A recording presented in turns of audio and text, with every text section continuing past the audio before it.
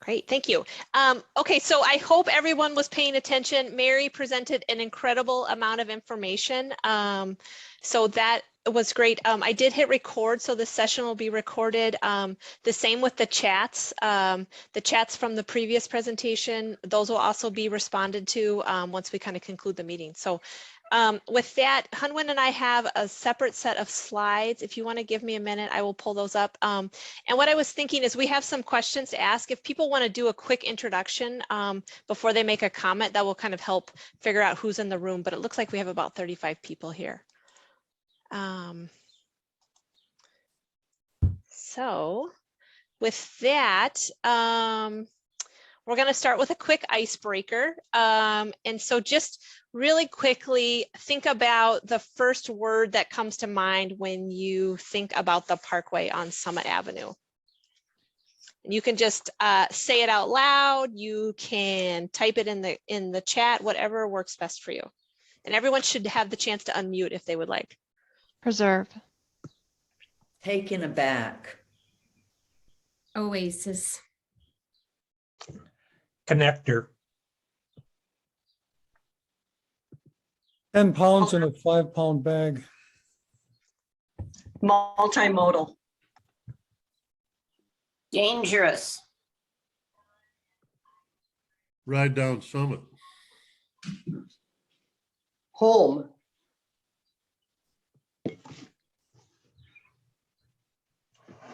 Beautiful.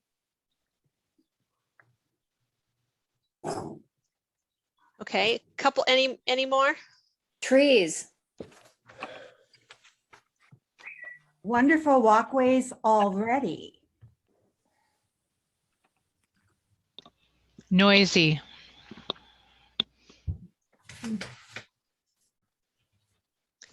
Dangerous. Good.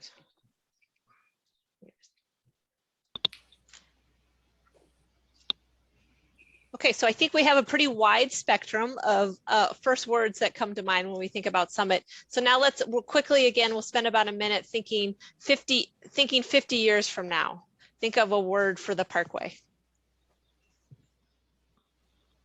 Beautiful. Pedestrian only. Quiet urban oasis. Relaxing. Dense. Scenic. Hopefully safer. More Hot. students biking.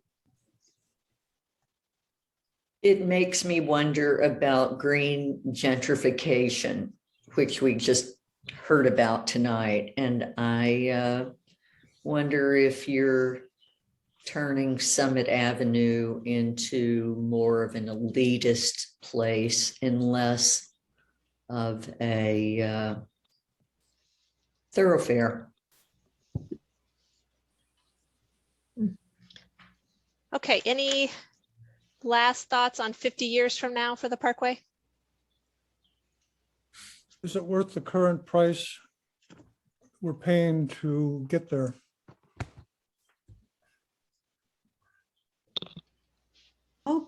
I hope the historic colleges and sense, at least from Lexington to the River Drive, is maintained.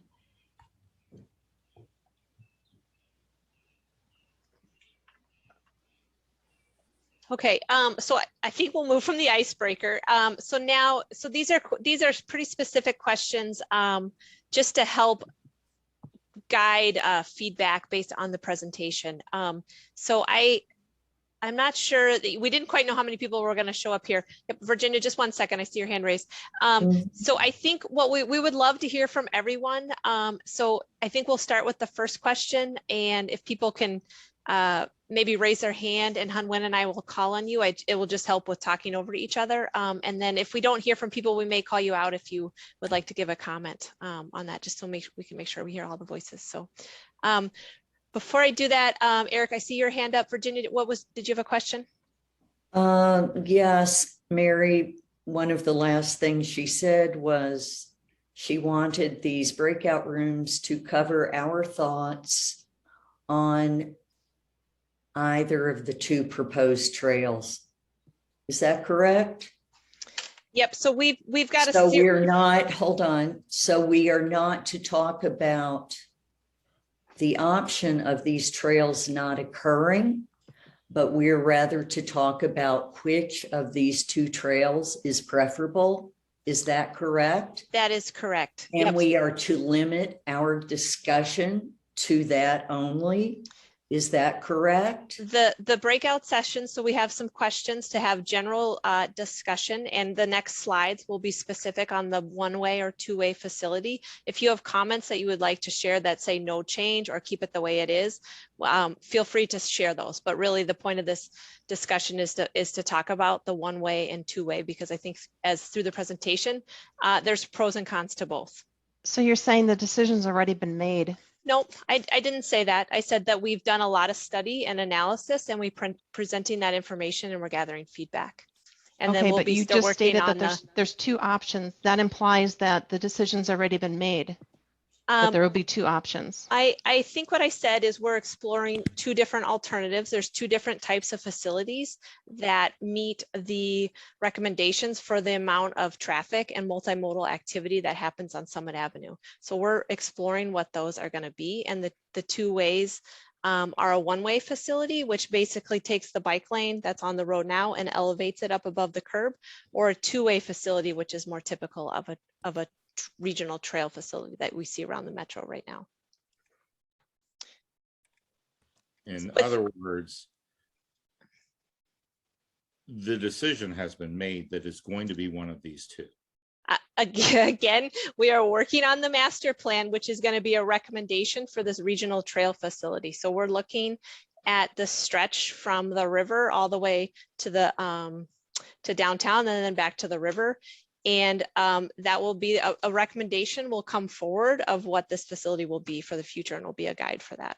And So this is a fait accompli, and it's just a question of which trail it's going to be. Not a We question. have not drafted the Trail master right plan now. yet. We're still getting feedback. So I want to make sure that people have a chance to answer these questions. Eric, you've had your hand up patiently. Do you have a question that I can answer?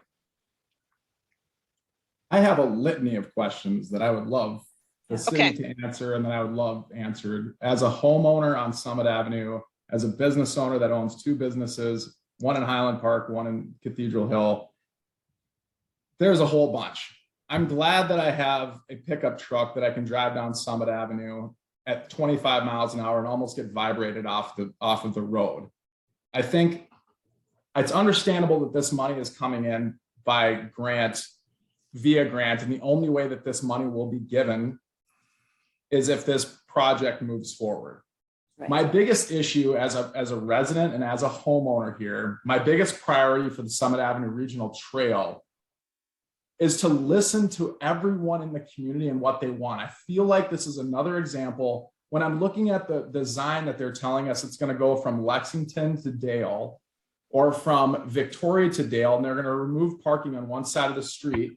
And I was just told in a city council meeting 6 months ago that density is the #1 priority of the city right now. And they're going to put another 6-story building behind my house. And then they're going to remove parking on one side of the street. And there's just no one listening. And I think my biggest priority is someone from the city to listen to us, to listen to the people that pay the taxes on the street, to listen to what the people want. I don't know that there's that many people in these discussions that really want this. And I know that that was a great presentation. And I want to be as progressive as possible. I bike down Summit Avenue. I run down Summit Avenue multiple times a week. My son is 8 years old. I would love for him to bike to his school, but there's just some issues with density. If the city is telling us density is what they want, there's no way you can facilitate removing parking and then trying to maintain all of the things that you're trying to maintain. When Summit Avenue, you can't even drive down the street when the curbs are falling into the gutter, and the street is in such bad disrepair. My biggest issue for the project isn't to necessarily have one party that wins or loses, is that everybody should win. And when you're talking about doing this right in front of everybody's homes and you're not doing this in a park, you're doing this right down the middle of people's houses. the feedback needs to be heard. And a lot of people don't feel like they're being heard, and they're getting to the point of boiling point frustrated. And so I would love to see an improvement done on our street. I would love to see that happen before we have these major plans come through. And a lot of people are echoing that sentiment. And that becomes frustrating when we see these major plans come through and we're like, just fix the street. We're just asking the city to fix the street and fix the curbs. And we love Summit Avenue the way it is. I bought a dilapidated vacant home at the 700 block of Summit Avenue, and I've poured my lifeblood into it and built my businesses here. And I just want somebody to listen to us. Okay. And I don't think that's a lot to ask. So anyways, Yeah. I think that project, I think the plans on certain areas, I think you made your point. but I don't think eliminating street parking on one side when the city's priority is to increase density, that is a poor proposition. It's Okay. awful. Eric, with all due respect, you've made your point. I think you've taken a lot of time doing it. Well, it was important to me. Yep. Thank you, Eric. I have you down. Highest priority is listening. Elizabeth, your hand is up.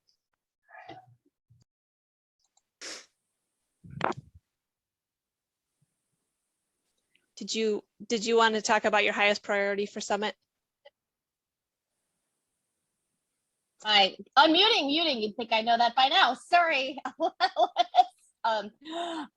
want to answer the questions, and I can't say that I am all three, but my highest priority for this is safety for bikers and pedestrians. It is, I live in Mount Groveland. I used to live in Summit Hill, and I bike to the Capitol for work, and it can be downright scary, but it's also beautiful. And I think we can do this and preserve this. And we also need to be thinking 50 years from now, we're not going to need the same parking is not going to be the same situation. But for me, safety and beauty are the biggest priorities. Great. Thank you. Sean, I see your hand up. Yes. Why do you think it's a good idea to have more bicycles on Summit Avenue? Well, I think as a city, we are always promoting alternative transportation. We need to think to the future, our carbon footprint. So there are lots of benefits on having bicycles along Summit Avenue. I would like to keep our discussion to the question. So Sean, do you have a priority for Summit Avenue? Yes, I think there should be no bicycles on Summit Avenue. Okay. Any, let's see, if I miss your hand, I'm just trying to navigate this situation. Okay, yes, Leon. My name's Leon Webster. I have bicycled on Summit Avenue for about 37 years. It's been a good way for me to get to work in downtown St. Paul. My concern is, my belief is I much prefer a one-way trail on each side of the street. The reason for that is if you have a two-way trail and you have an intersection, let's say you have that two-way trail on the north side of the street and you have an eastbound person in that, somebody who comes into Summit from the north is going to be looking the wrong way. They're going to be looking to the east for someone moving along that. They won't see a bicyclist who is to the west of them and moving towards that intersection. Amazingly enough, I think I agree with Eric. I think that we should keep as much parking there as we can. And I would much prefer to see the street, repaired. I still bicycle. I'm retired now, but I still bicycle on Summit Avenue 3 to 4 days a week. And I'm always concerned about potholes and being doored, having someone open their door in the parking lane. Great, thanks, Leon. Cindy, please. Hi, I'm a resident of Summit Avenue as well. And I have to echo a lot of our first person as a priority is to the people that live on Summit. Great for a regional trail, but we live here and we need to have a priority placed on the fact that we actually live here. We use it every day. I walk here every day. We do not, believe it or not, in Minnesota have a walking and biking culture. We would like to think we do. It's getting better, but it's not. But taking away parking is going to be a huge issue. We don't even get our streets plowed if our streets were plowed, parking and biking in the winter would be better. How in the heaven's name is the bike path going to be plowed in the winter if we can't have our streets plowed? There's no place to put snow now, and now we're going to have to plow additional spaces. And when we can't even park on the street in this winter because they're not plowed. So I find it interesting to think that the city is going to actually maintain a bike path when they can't maintain the streets. And I think, back to the first person, listen to us, please listen to us. We all just went through a huge thing with the city, and they got to put in a huge apartment complex on Grand Avenue that nobody wanted. But that's their priority, and the residents really don't matter. And this already feels like that because the decision has been made. So we're just gonna have to suck it up. Alice, I just want to note that Mary Beth has her hand up in the video. Oh, thank you. So I have a couple of questions. I grew up in Mac Groveland, and I've lived on Summit Avenue for the last 4 years. My first question is this: why haven't we been given numbers? For instance, how many accidents involving cyclists and pedestrians have happened over the last 5 years? And is this the same group that created the Ide Mill bike and walkway? What kind of use has that received? And what kind of a minority are we serving? As a resident now between Lexington and Hamlin, between Hamlin and Snelling, I have to tell you that we love watching all the walkers, and the majority of walkers are the older couples like us or the young families. And these are two groups that are already enjoying the walkways as they exist. Who belongs to that middle-aged group that are still able to bicycle? So anyway, my point is, let's look at the numbers and let's remember to serve the greatest number possible, and don't forget the young ones or the old ones. Great, thanks, Mary Beth. So I wrote your questions down. I will get them to Mary, and we'll put those the data that we have for crash data on the website if it's not there already. So thank you for those questions. Let's see, Heather, I believe your hand has been up for a little bit. Yes. Lifelong St. Paul resident. I live in Mac Groveland now for over a decade. I utilized Summit for running. I then transitioned to cycling and have been doing that for over 3 decades and continue to ride on that. I would like to see Summit maintained. I think we have wonderful facilities now. They just haven't been maintained. I'd hate to lose the historic settings that we have there. I don't see why all this additional expense and loss of boulevard is necessary along with the trees. Please, let's just maintain what we have. Thanks, Heather. Nita? I'd like to address a couple comments that have been made. One about plowing and concern that streets aren't plowed, so therefore the bike trail might not get plowed. For one thing, the River Boulevard Trail gets plowed before the streets do usually, because it's done by the Parks Department, is my understanding at least. So I'm assuming these trails would also be done by the Parks Department. So it's just a different way of doing it. And as far as numbers of people biking, I'm of the firm belief that if you build good, safe biking infrastructure, more people will bike year round if it's kept up and plowed. And that's what we need. We need to do that for the sake of our climate.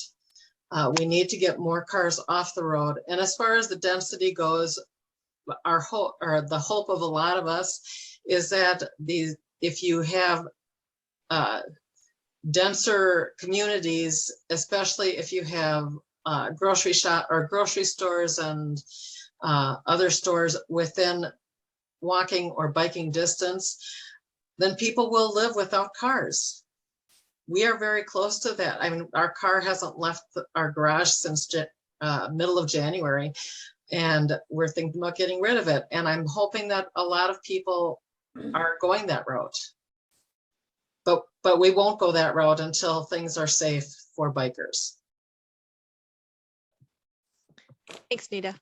Patrick, and then, yes, and then Faith, please. Yes, I think Nita had she's correct. A well-planned, well-executed bike trail is going to be a benefit for many people in our city. There's no question about it. But the price that we're going to be paying to put it down Summit, which is one of the 8 noted historic districts, parkways in the United States.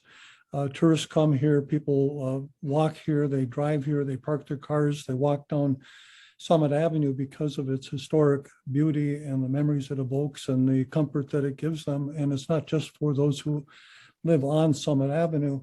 Right. What's going to happen is, and I'm opposed to it for the reason that we talked earlier about the vertical drop between the curb and the sidewalk. And if you walk along Summit Avenue, you'll find that there are many mature legacy trees, especially on the eastern end of Summit, that are going to be compromised by the bike path. What's going to happen in order to maintain that bike lane grade at curb level, you're going to have to cut down probably minimum 1, if not 2 to 3 feet. In many cases, you're going to sever the roots. Those trees are going to die if they're not taken out at that time. And probably, I think that's going to impact the root systems of at least 50, not more % of the trees along the eastern end and the Summit. So all this talk about we're very concerned about the priority of our tree cover is just baloney, because those trees are going to go. We have to admit it. If we're going to put in the bike path, we can just admit that the vast majority of the trees along Summit are going to go. And yes, they will be replaced in 50 years from now. They'll be mature trees and they'll be great. But before that 50 years comes, you're going to destroy the enjoyment of that tree, that street, for the people who are walking with strollers, children on bikes, on the sidewalks, pedestrians, elderly, and whomever. So that's the price we're going to pay for this bike trail. Okay, thanks, Patrick. Faith, and then I just want to note time. We have about 3 or 4 minutes left. Thank you, and thanks for this conversation. My big priority is bicycling safety. My husband and I bike on Summit frequently and have for years. My husband was broadsided by a driver on Summit, and I was nearly broadsided twice with screeching tires and everything. So the current bike facilities have not been safe for my family, and I would love to come home to my kids and have my husband come home to our family too. And I'm also concerned about climate change, and the decisions we make now will impact our children in the future. And making it more possible for people to use active transportation, walking and biking, building that network so that we can get where we need to go without getting into a car is going to help the city in many ways. Thanks, Faith. Let's see, we didn't get to all our slides, which is totally fine. The conversation is what we wanted to have happen. Any last comments from anyone that hasn't had a chance to speak? I'd comment as a user of Summit Avenue. I live on Lincoln and Dale. My highest priority is the current aesthetic of Summit Avenue, which appears to be already in the rearview mirror. I do wonder about the painting on the street that will occur to go along with these new bike routes. I thought that the presentation moved pretty fast, and here we are being moved along in this moment. But the buffer strip, I don't really, I'll have to look into that more to see what the particular aesthetic there is. But I also wonder, are we going to have those, and I can't remember the word for them, but those sticks that stick up out of the ground to separate bike lanes from car lanes, because I think that would be another thing that would harm the aesthetic. Thank you. Yep. Thanks, Jeremy. No, we are not looking at those dividers. I can't think of the right term. So, okay. Sorry, Hunwin, what's the word? Delineators. Delineators. Thank you. Delineators. Great. Okay, so I think we have about 30 seconds. What's going to happen is we'll leave our breakout room. Hunwin will present a summary of the discussion from this room. I thank you all for attending. We are listening. I want to keep saying that. We are going to be responding to the chats, the comments that come in on the website. All those are being read and we're responding to. So any follow-up questions, please send them along and we'll get back to you. So thank you all again.